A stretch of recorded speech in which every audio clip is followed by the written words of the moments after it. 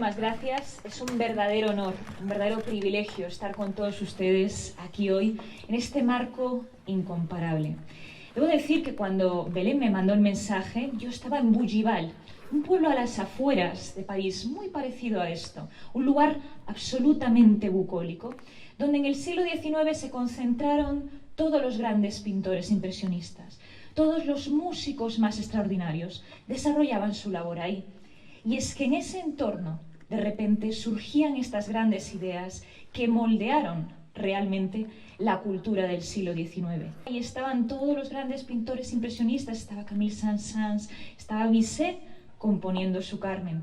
Todos ellos en el rural, inspirándose en lugares así, para después presentarlo a los grandes teatros de las ciudades. Pero era este el origen, era esta la materia de la que realmente se alimentaban. Hablabas muy bien que las ciudades se alimentan, pero no solamente se alimentan de alimentos, de carne y demás, sino también de cultura del rural. Muchas veces Beethoven se inspiraba en esos largos paseos que daban y tenían después como resultado esta sinfonía pastoral, por ejemplo, que todos conocemos.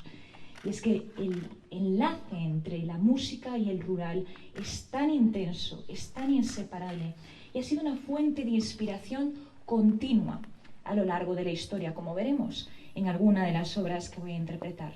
Y de ahí la importancia de ver estos lugares, estos entornos, no solamente como una excursión o como algo que ver de una manera temporal, sino realmente como inspiración, como origen. En estas cuevas es probable que se dieran los orígenes de la música, que nuestros antepasados tomaran por primera vez una flauta de hueso y decidieran que esos eran los primeros sonidos a los cuales querían bailar, con los cuales querían cantar. Por lo tanto, esta unión entre creatividad, entre música y entre el rural es algo absolutamente indisociable.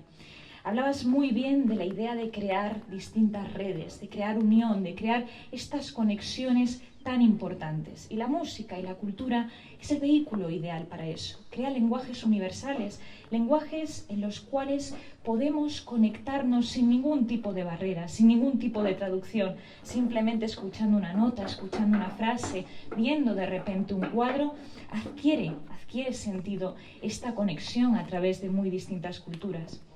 Por otro lado, mencionabas la cuestión de la igualdad de género y de que, bueno, estamos en un panel, es verdad, hoy de mujeres, y esto también es una faceta muy importante, una faceta en la que personalmente yo y muchas otras y muchos otros llevamos trabajando mucho tiempo, esta incorporación de la mujer en distintos ámbitos de la cultura, por ejemplo, en la música, y veremos hoy también ejemplos de todo ello. Por tanto, en algunos de mis conciertos yo digo, bueno, cierren los ojos, escuchen la música. En este caso le digo, ábranlos muy bien, porque realmente lo que les rodea es la inspiración que han tenido muchas de estas obras que hoy vamos a escuchar. Empezaré con un preludio, el preludio Opus 10 de Mel Boni. Mel Boni fue una compositora de finales del siglo XIX, principios del siglo XX, francesa, una mujer que tuvo que superar muchas barreras para realizar su actividad musical. Y es que en su hogar no veían con buenos ojos que una mujer se dedicara profesionalmente a la música. Sí estaba bien que aprendiera el piano como parte de la educación de las señoritas, pero de eso a que fuera su profesión era algo muy distinto. Pero Mel Boni tenía claro que quería seguir con esta formación, no solamente pianística, sino también de composición, y por tanto inició sus estudios en el Conservatorio de París y llegó a convertirse en una de las compositoras más conocidas de la Francia de su momento, primera compositora que ingresa en la Sociedad de Compositores y, sin duda, una de las figuras referentes de su tiempo. Todos los pianistas, todos los chelistas, todos los flautistas, todos los instrumentistas de su tiempo tocaban Mel Bonis. Muchas veces ella se hacía llamar primero Meli, no Melanie, para que no pensaran que era una mujer. Luego ya finalmente era tan conocida y tan reconocida que se la admiraba totalmente y se reconocía que una mujer pudiera ser una de las compositoras más importantes de su tiempo. Por tanto, una mujer que rompió barreras, que con este preludio Opus 10 creo que retrata eso, que retrata esas dificultades a las que se tuvo que enfrentar, y vamos a ver si realmente las acaba superando o todavía sigue luchando con ellas. Esto es el preludio Opus 10 de Mel Bonis.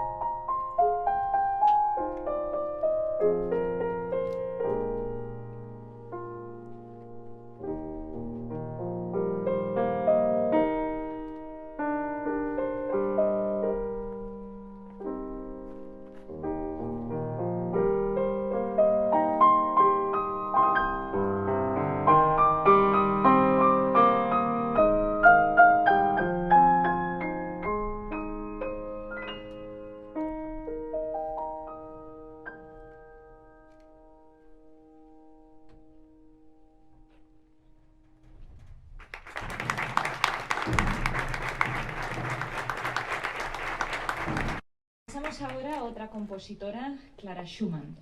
Es muy curioso porque hasta que cumplí los 19 años y empecé a impartir clase como profesora en la Universidad de Nueva York, yo no sabía que existían las compositoras, hasta tal punto que nunca había tocado ninguna.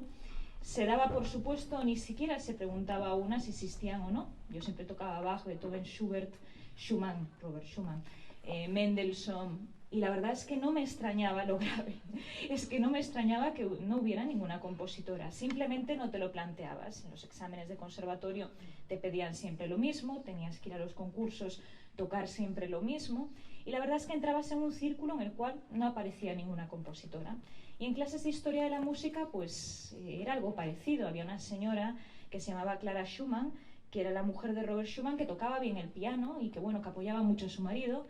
Y luego es verdad que Mozart tenía una hermana que se llamaba Nannerl, que parecía que tocaba más o menos bien, pero luego desaparece, ¿no? Llegó un momento que desaparece y no sabemos nada más de Nannerl, ¿no?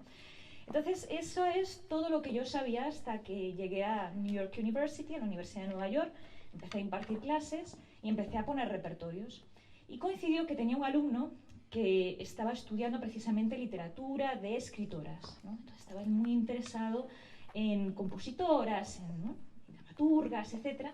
Y me dice, bueno, ¿y hay alguna obra de una compositora que pueda tocar? Yo sí, hay cientos, te lo digo la semana que viene, pero cientos de ellas, cientos, no te preocupes. No tenía ni idea de ninguna, no sabía qué decirle. Así que fui corriendo a la biblioteca de NYU, me acuerdo que entré como una loca en Vox, me dirán, raro, ¿qué le pasa a esta? Pues entré y empecé a mirar archivos, empecé a mirar manuscritos, que por ejemplo ahí están los manuscritos de Mariana Martínez, una compositora vienesa, y están en NYU, cosas interesantes de la musicología.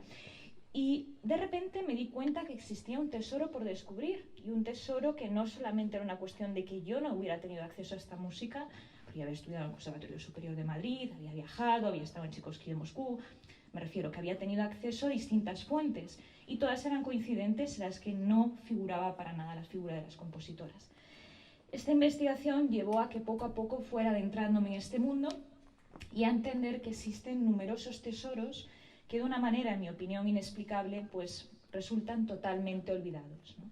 Y que creo que es necesario reivindicarlos sin dejar de tocar Mozart y Beethoven. Por favor, hay que tocar Mozart, Beethoven y Bach todos los días, pero ¿qué tal si lo complementamos con Clara Schumann, con Melboni, con Szymanowska, con Hélène de Montgeroul, con estas magníficas compositoras? Una cosa no quita la otra. En este caso, Clara Schumann pues, fue una brillante compositora y pianista. De hecho, su concierto para piano lo compone con tan solo 13 años. Y vamos a escuchar un fragmento del segundo movimiento. Este concierto, que es totalmente solo, sin la orquesta, ayer lo toqué con orquesta, pues vamos a tocar la parte solista de este segundo movimiento del concierto para piano, obra que empieza a componer cuando tiene 13 años, la termina cuando tiene 16, por tanto siendo una niña, y mostrando ya una madurez extraordinaria para su edad. Esto es Clara Schumann, concierto opus 7.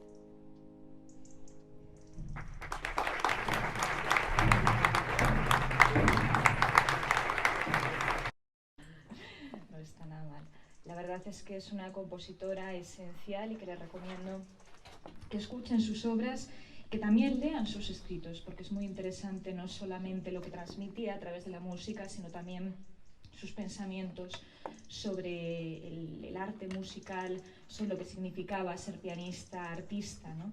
En ese momento del siglo XIX surge esa conciencia del impacto social del músico, ¿no? Del músico como mensajero quizás de una verdad artística, estética, lo que se quiera, y es muy interesante leer también sus escritos musicales. No solamente voy a tocar compositoras, vamos a tocar también compositores y un compositor muy especial que colabora además mucho en este proyecto, como es Juan Antonio Simarro. A Juan Antonio Simarro lo conocí hace mucho tiempo en Nueva York. Yo estuve viviendo 9 años allí y durante un tiempo colaboré con ONU SDSN Sustainable Development Solutions Network Youth. Y a través de eso, pues una de las iniciativas que teníamos era Arts 2030, donde la idea era precisamente llevar las artes a todas estas conferencias de la ONU. He estudiado Derecho, Relaciones Internacionales y demás, pero cuando llevaba estas conferencias yo me presentaba como artista, como pianista. Y decía, no, sí, ¿sabes? Soy pianista. Decían, ay, qué bien, yo toco el piano con 4 años, qué divertido, no voy a hablar contigo. Y sin embargo, cuando le decía que sí, oye, mira, no, que estudié Harvard Relaciones Internacionales, que soy abogada también, no, cuéntame, ¿qué tienes que decirme? Entonces, esta era una situación que a mí la verdad me molestaba ligeramente, porque creo que los artistas podemos contribuir de otra manera, de una manera diferente a la que contribuye un ingeniero, de una manera distinta a la que contribuye un médico, una piloto de avión, una arquitecta. Cada uno podemos contribuir de una manera distinta, pero los músicos también. Y creo que aunque tiene un valor estético, también la música puede ser un factor de cambio a muchos niveles. Puede ser un elemento de diálogo, puede ser un elemento de concienciación, un elemento de creatividad e innovación. Siempre hablamos de la innovación, la ciencia, la tecnología, pero ¿qué hay más creativo, qué hay más innovador que esto, que el arte, ¿verdad? Es la base de la creatividad. Entonces, y por supuesto la educación musical y todo lo que puede traer la educación musical como vehículo para enseñar pues, cualquier otra materia. Entonces, pues realmente sentía esa necesidad de hacer valernos pues, como un elemento más, como colaboradores en todo este proceso de cambio. Y tuve la suerte de estrenarle precisamente esta obra de 4 acordes para expresarme, que posteriormente se convirtió en 4 acordes para el desarrollo sostenible, en el Foro de Premios Nobel de la Paz. Desde ese momento he tocado numerosas obras de Juan Antonio Simarro. Creo que es uno de los mejores compositores que tenemos hoy en día en España y uno de los más concienciados, y creo que eso es muy importante, realmente este rol del artista con una conciencia hacia la sociedad y hacia lo social, porque al final creo que eso es lo importante, el mensaje que transmitimos y cómo podemos contribuir de alguna manera. Esto es 4 acordes por el desarrollo sostenible de Juan Antonio Simarro.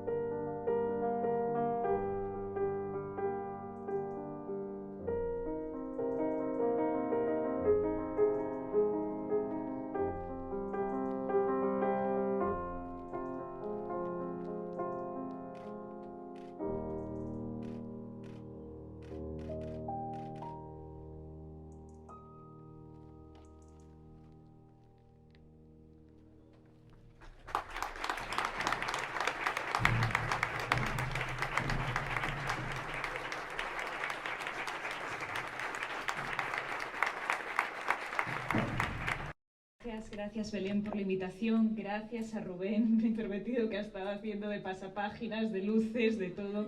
Gracias de verdad, que es un fantástico flautista y hoy le ha tocado ayudarme así.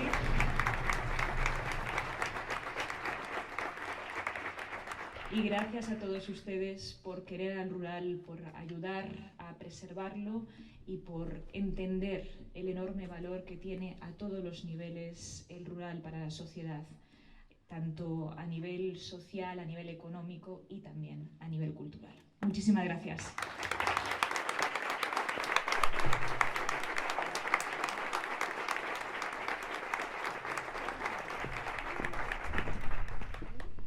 Bueno, muchísimas gracias Isabel, ha sido maravilloso escucharte.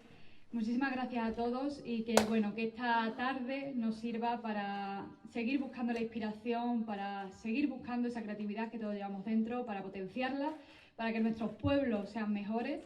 Da igual de dónde vengamos, da igual en qué trabajemos, da igual. Todos llevamos a la persona creativa en nuestro interior y que va a hacer dejar nuestra huella, dejar un mundo mejor y dejar unos pueblos muchísimo mejores. Así que muchísimas gracias por vuestra asistencia y nada, ahora tenéis un cóctel también, estáis todos invitados y podéis asistir también para tomar una copita de vino y probar nuestro jamón, sobre todo para los que venís de fuera, para probar nuestros productos ibéricos, que eso también suena bastante bien. Así que nada, muchísimas gracias.